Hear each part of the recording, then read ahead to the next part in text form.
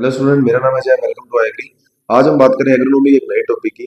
वैसे नए टॉपिक की क्या, नए टॉपिक्स की। आज हम इस वीडियो में 4 से 5 टॉपिक एग्रोनॉमी के कंप्लीट कर देंगे। ठीक है।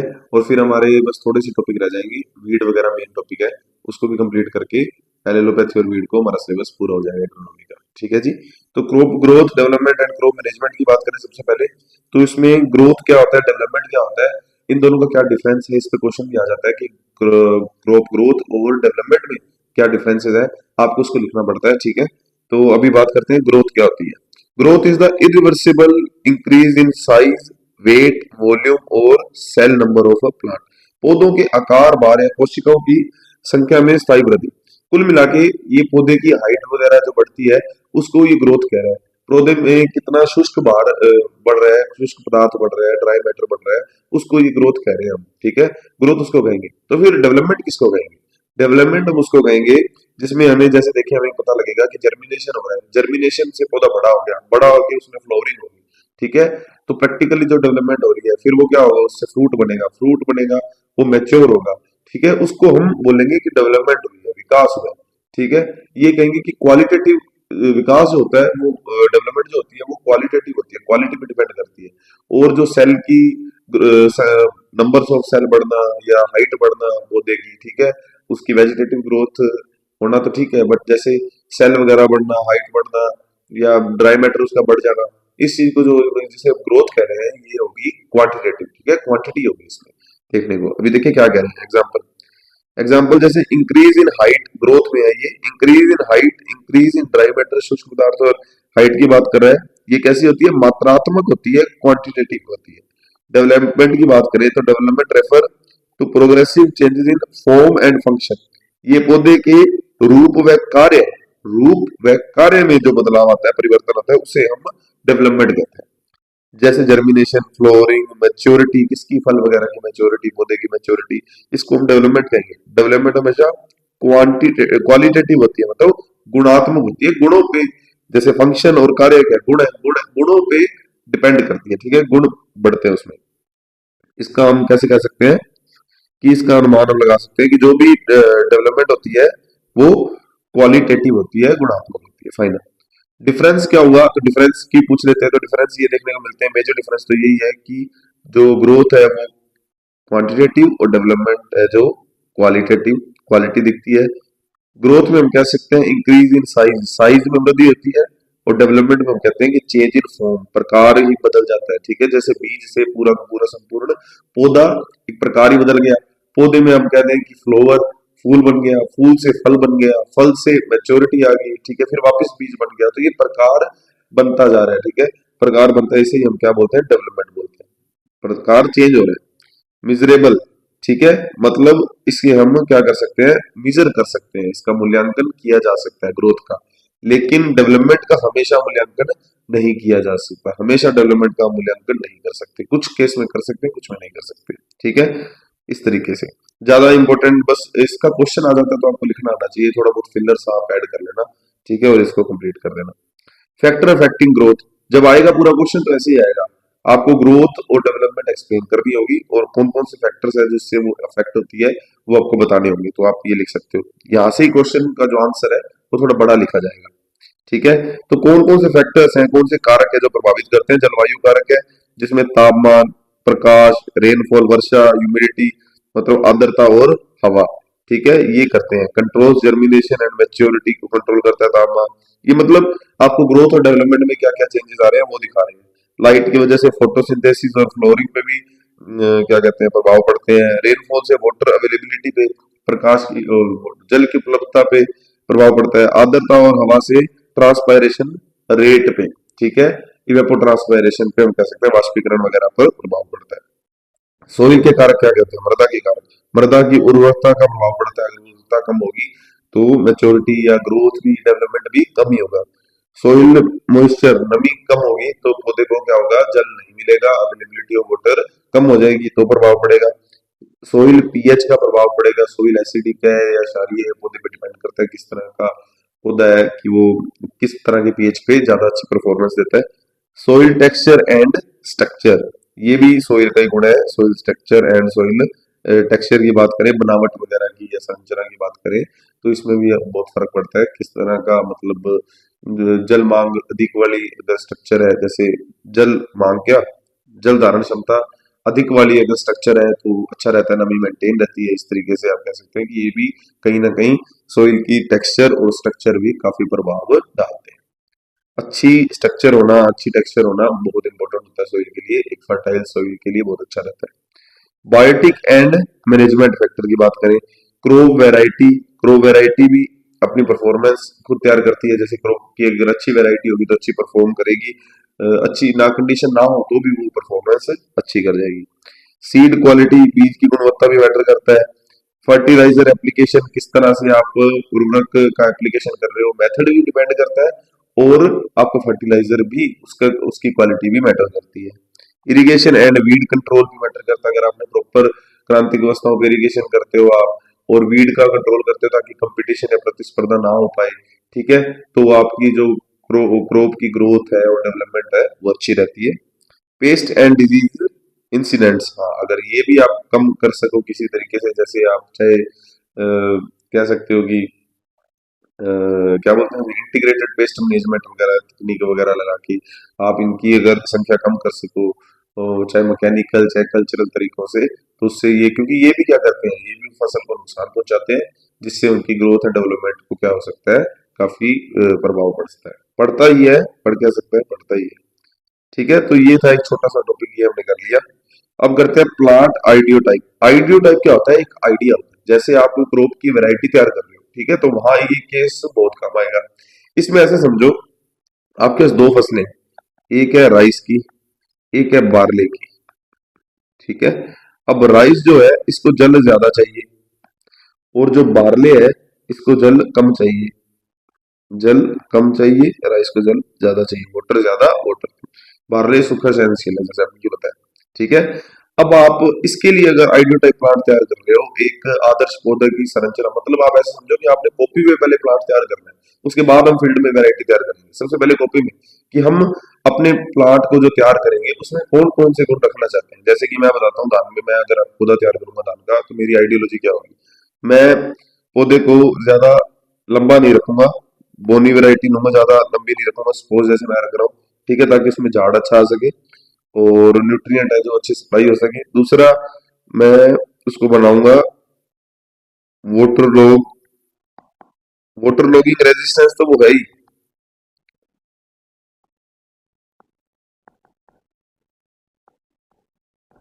फिर भी उसके जो स्टेम को क्या करेंगे, स्टेम को मोटा रखेंगे, मजबूत रखेंगे, स्टेम मजबूत होगा, ठीक है। इस तरीके से मैंने कुछ बना दिया। उसकी जो पत्तियां हैं वो कैसी होगी, सीधी होंगी, इस तरीके से रखूंगा, ठीक है। मजबूत तना हो गया, पत्तियां सीधी होगी, और रेजिस्टेंस रखूंगा, रेजिस्टेंस वाला गुण होगा उसके अंदर, प्रतिरोधक का गुण होगा, कौन सा, कह दें पेस्ट रेजिस्टेंस, ठीक है। ये चीज रखूंगा, इतनी चीजें मैं उसके अंदर डाल के रखूंगा। मतलब मैंने पौधा पहले कॉपी पे तैयार कर लिया कि मेरे को पौधे में ये चीजें चाहिए, ठीक है। और उसको एक ऐसे भी कह सकते हो, जैसे कुछ स्पेसिफिक कि एक्योची डिजीज है, एक्योची रोग के प्रति उसको क्या बना दूंगा मैं, प्रतिरोधी। अब वो बनाऊंगा पता नहीं कब, कब ऐसी वैरायटी तैयार करेंगे, लेकिन हम उसका एक क्या कहते हैं, एक आइडिया लेके चलते हैं कि इस तरीके से हम ये गुण रखेंगे। अब बार्ले है, इसमें हमें पता है कि अ, ये चलो चलो बार्ले छोड़ो, ये तो मैंने ले ली थी एक फसल जो अनाज के लिए। अब मैं एक फसल ले रहा हूँ, सपोज मैं कोई भी लेग्यूम लेग्यूम ले रहा हूँ, ठीक है। जब या चलो ढैंचा ले रहा हूँ, ढैंचा, ढैंचा ले लिया, राइस के सामने ढैंचा लगाना है। अब ढैंचे में मैं क्या बात याद रखूंगा, ढैंचा मेरे को पता है कि एक फूडर क्रॉप है, ठीक है, फूडर क्रॉप है, चारे वाली फसल है, तो इसमें मैं धान की तरह बोना नहीं रखूंगा ऐसे, ठीक है। इसको मैं रखूंगा बड़ा विशाल,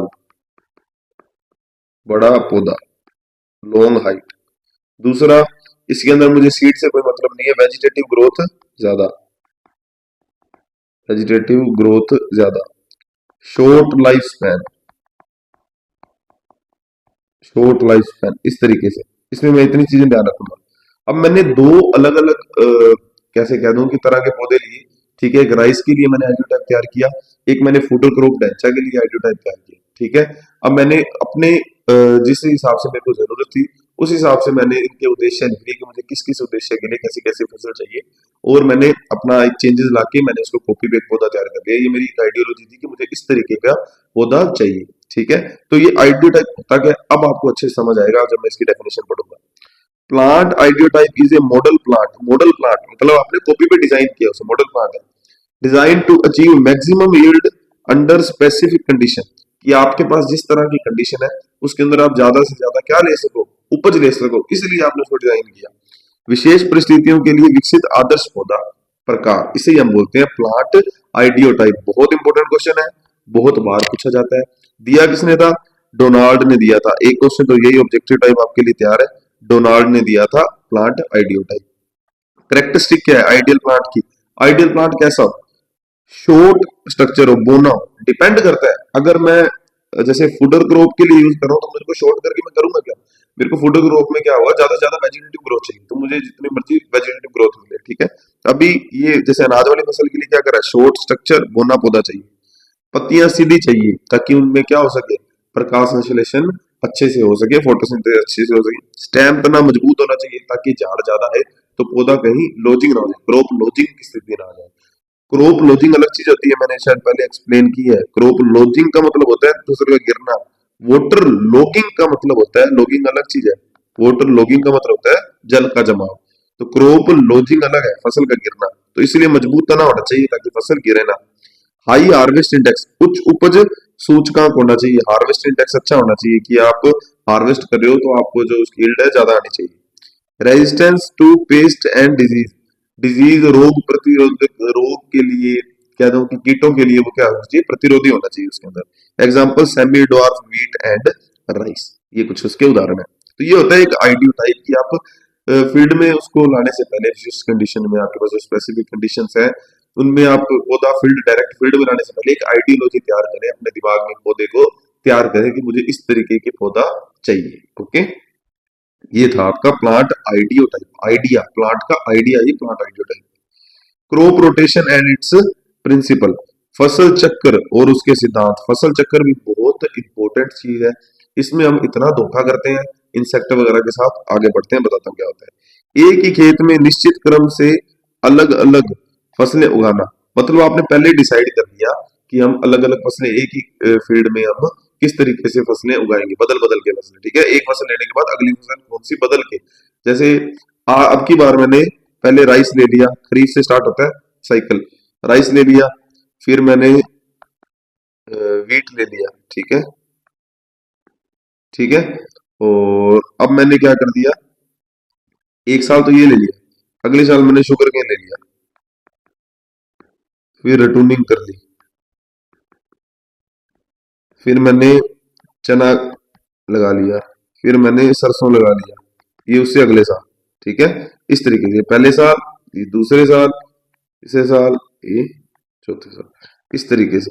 ठीक है, ये हमने क्या किया, पहले तो बदल बदल के सीक्वेंस बदल बदल के देखो, पहले राइस लगाई, फिर वीट लगी।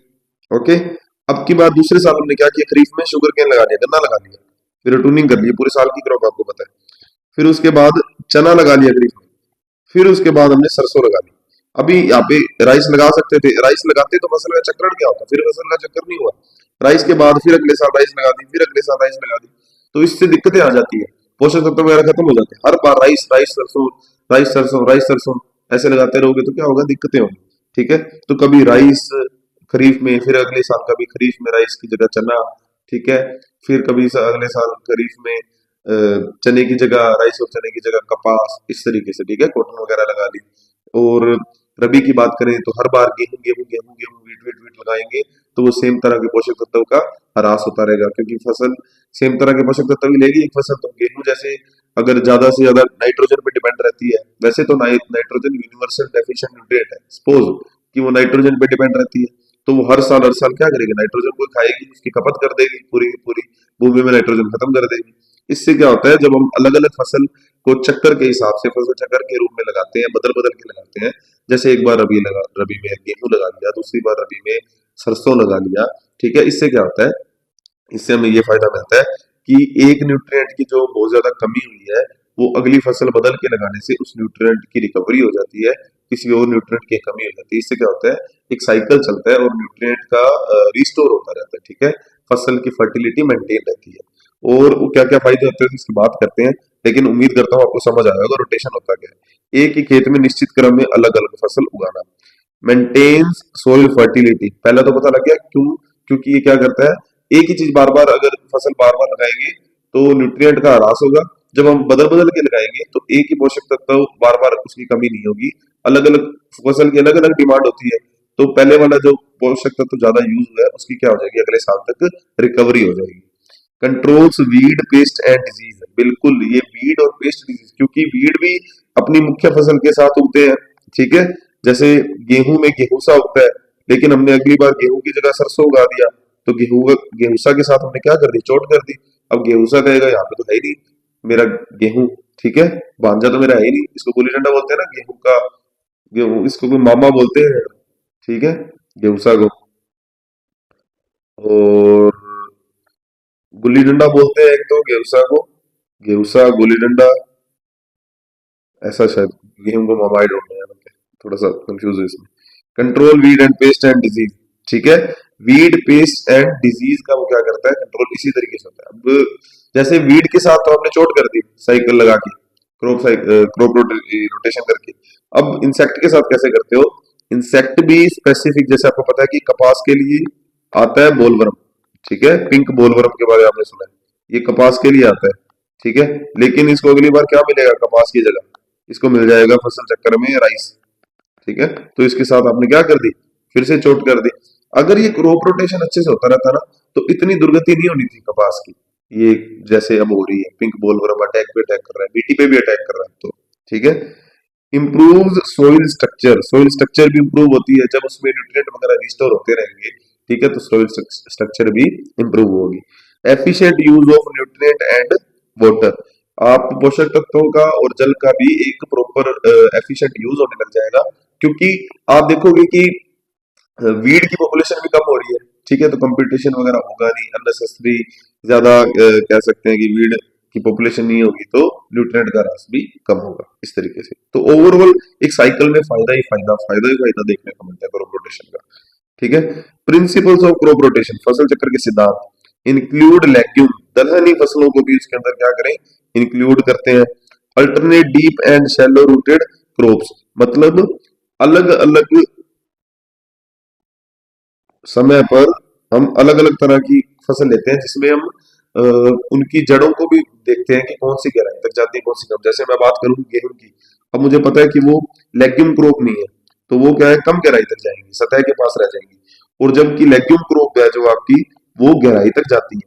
तो इस तरीके से इस तरह की फसलें लो जिनकी डीप रूटेड, मतलब जो गहराई तक जड़ें जाती है वैसी हो, और शैलो रूटेड, कम गहराई तक जाने वाली जड़ें हो। ठीक है, इस दो तरह की फसल का आप चुनाव करें, ताकि वो एक तो यहाँ से न्यूट्रिएंट अपटेक कर रहा है, एक यहाँ से न्यूट्रिएंट अपटेक कर रहा है, तो दोनों में कंपटीशन होगा ही नहीं, कहीं ना कहीं ह्रास होगा ही नहीं। Avoid same family crop repeatedly, एक ही परिवार एक ही कुल की, जैसे ग्रेमिनी ग्रेमिनी ग्रेमिनी मत लगाओ हर बार, ग्रेमिनी ग्रेमिनी ग्रेमिनी लगा रहे हो। ठीक है, ऐसा नहीं लगाना। इसीलिए गेहूं के बाद आपने कोई ग्रेमिनी वाली नहीं लगानी, जैसे जौ वगैरह नहीं लगानी। ठीक है, आपने गेहूं के बाद कौन सी लगानी है, सरसों लगा दी, ब्रेसिकेसी फैमिली की लगा दी। ठीक है, गेहूं के बाद सरसों ना लगाई तो आपने इसकी लेग्यूमिनेसी की लगा दी। ठीक है, इस तरीके से कहीं ना कहीं बीच में balance executive and restorative crops, ऐसी जो बैलेंस करे और जिनका जो पोषक तत्व मांग है वो अलग अलग हो। ठीक है, सेम ना हो, सेम होगी तो फिर वही बात, फिर फसल चक्र का फायदा क्या। ठीक है, जब तक रिस्टोर ही नहीं हुआ आपका न्यूट्रिएंट। ठीक है, कंसीडर वाटर रिक्वायरमेंट। ठीक है, वाटर रिक्वायरमेंट, जल मांग को आप क्या करो, कंसीडर करो, उसकी ध्यान रखो, उसको भी कंसीडर करो, क्या भी किसी की जल मांग कितनी है, ज्यादा जल मांग, कम जल मांग, दोनों अलग अलग टाइप की क्रॉप्स आप रखो जब आप साइकिल में अरेंज कर रहे हो। ओके, तो ये हुआ आपका फसल चक्कर। उम्मीद है आपको फसल चक्कर समझ आया होगा। आगे चलते हैं, एडेप्टेशन एंड डिस्ट्रीब्यूशन क्या होता है। एडेप्टेशन ऐसे है, एडेप्टेशन को आप समझो, ये होता है पर्यावरण के अनुसार ढलने की क्षमता। जैसे आप रह रहे हो इंडिया में, आपको पता है यहाँ का थोड़ा तापमान ज्यादा रहता है, गर्मी ज्यादा रहती है, ह्यूमिडिटी ज्यादा रहती है। अब आपको कह दिया जाए कि कनाडा में रहिए, ठंडे इलाके में जाके बस जाइए, ठीक है। तो आप कितनी जल्दी उस ठंडे इलाके को एडॉप्ट कर लेते हो, ठीक है, अडेप्ट कर लेते हो, सॉरी, अडेप्ट कर लेते हो, कितनी जल्दी वहां पे आप अनुकूल हो जाते हो, उस मौसम के अनुसार ढल जाते हो। ठीक है, अब मैं यहाँ पे रह सकता हूँ सारी जिंदगी। आप तो जाते ही ढल जाओगे, मुझे पता है, ठीक है, पर उसी तरह से क्या पौधा ढल पाता है? तो देखते हैं। Adaptation is the ability of एक क्रोप की ability to adjust to environmental condition, मतलब कि वो एनवायरमेंटल कंडीशन में एडजस्ट हो पा रहा है, नहीं हो पा रहा है, एडजस्ट हो पा रहा है, नहीं हो पा रहा है, इस बात को ही हम क्या बोलते हैं? एडेप्टेशन। जैसे आपने नर्सरी के बारे में सुना है, नर्सरी में हम पौधे तैयार करते हैं, ठीक है, नर्सरी से हम क्या करते हैं, फिर उसको ट्रांसफर करते हैं फील्ड के अंदर।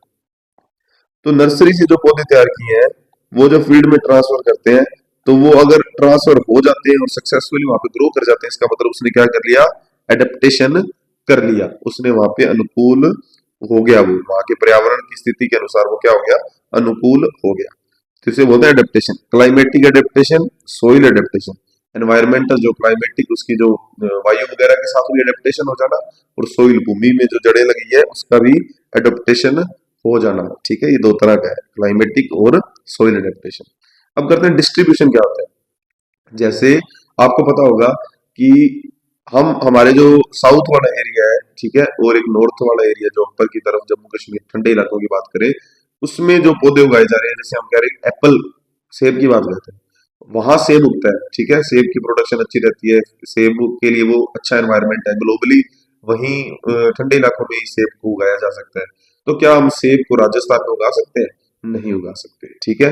तो ये उसका डिस्ट्रीब्यूशन है, एक वितरण, हमने कह सकते हैं वितरण, क्या क्या बोलते हैं उसको, उसका ज्यादा से ज्यादा वो वही उग सकता है, कहने का मतलब हिंदी में पता नहीं डिस्ट्रीब्यूशन क्या क्या बोलते हैं, शायद वितरण ही बोलते हैं, ठीक है।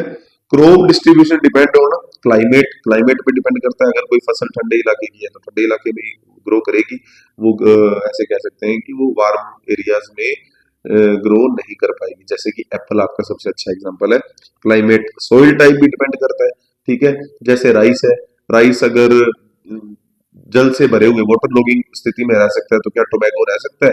तंबाकू को हम रख सकते हैं? नहीं रख सकते। क्या धान को रख दिया तो क्या गेहूं को रख सकते हैं? नहीं रख सकते, ठीक है। तो ये डिपेंड करता है सोइल टाइप पे भी, कि सोइल की जलमांग अगर उसके अंदर ऐसे कह दें परमेबिलिटी वाली सोइल चाहिए आपको, ज्यादा पारगम्य वाली सोइल चाहिए, या आपको जिसमें जल धारण क्षमता अच्छी हो वैसी सोइल चाहिए, वो सोइल भी मैटर करती है। क्ले सोइल चाहिए या लोमी सोइल चाहिए, मैटर करता है। जैसे धान के लिए क्ले सोइल काफी अच्छी रहती है।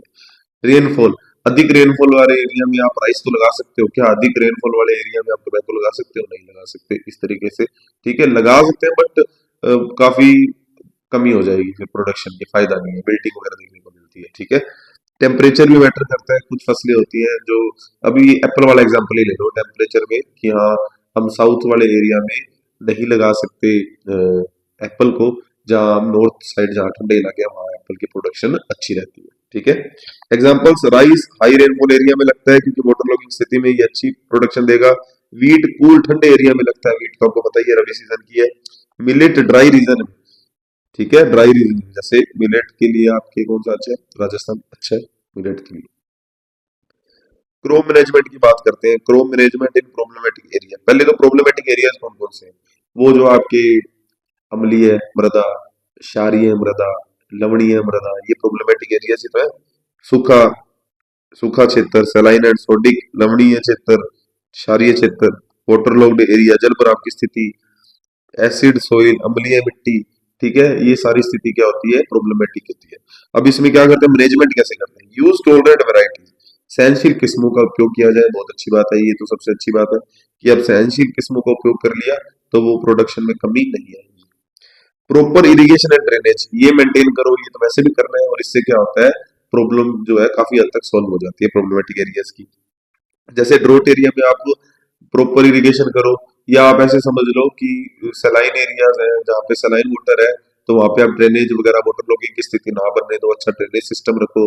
इरिगेशन के लिए आप ड्रिप का यूज करो, इरिगेशन मेथड का, इस तरीके से।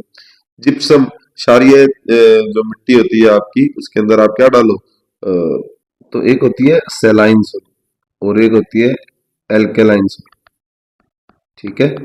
तो सेलाइन सोइल में क्या होता है, हम सिर्फ फिजिकल एंड बायोलॉजिकल मेथड्स का उपयोग करते हैं, जबकि एल्केलाइन में हम फिजिकल, बायोलॉजिकल एंड केमिकल तीनों का उपयोग करते हैं। तो जिप्सम आपका क्या है, केमिकल है। तो एल्केलाइन सॉइल में तो हम केमिकल्स वगैरह जिप्सम वगैरह ऐड करके इसका उपचार करेंगे, लेकिन सैलाइन सॉइल में आप जिप्सम नहीं डालोगे। ओके, तो लाइम ये आपके एसिडिक सॉइल के लिए, एसिडिक सॉइल रिक्लेमिनेशन के लिए आप लाइम का यूज कर सकते हो, चूना डाल सकते हो। लाइम मतलब चूना। नमी को मेंटेन करने के लिए मल्चिंग का उपयोग किया जाता है। खरपतवारों को कंट्रोल करने के लिए मल्चिंग का उपयोग किया जाता है। तो ड्रोट एरियाज में मल्चिंग वगैरह कर लेनी चाहिए।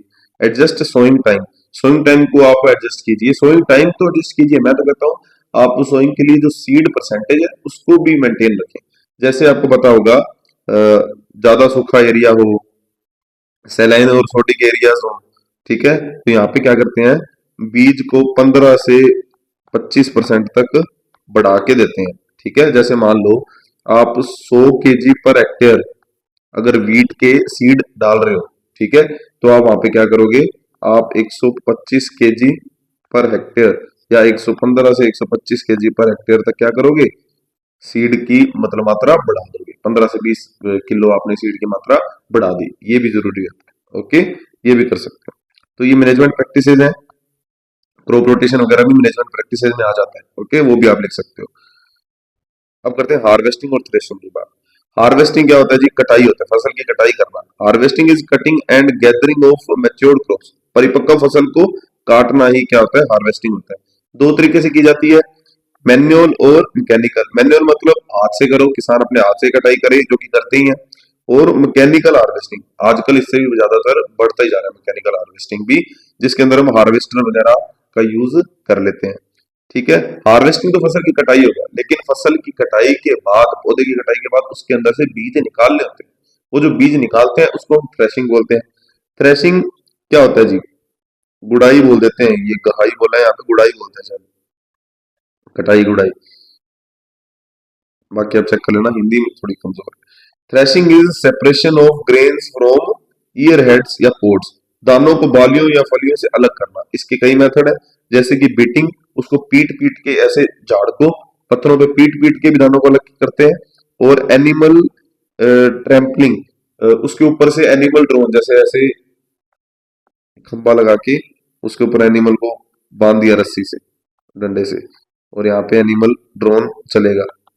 ठीक है, और नीचे क्या होगा, आप अपनी फसल को गिरा दोगे, तो यहाँ पे एनिमल इसके ऊपर चल चल के राउंड चलता रहता है, चलता रहता है, और उससे भी क्या होता है, दाना बालियों से अलग हो जाता है।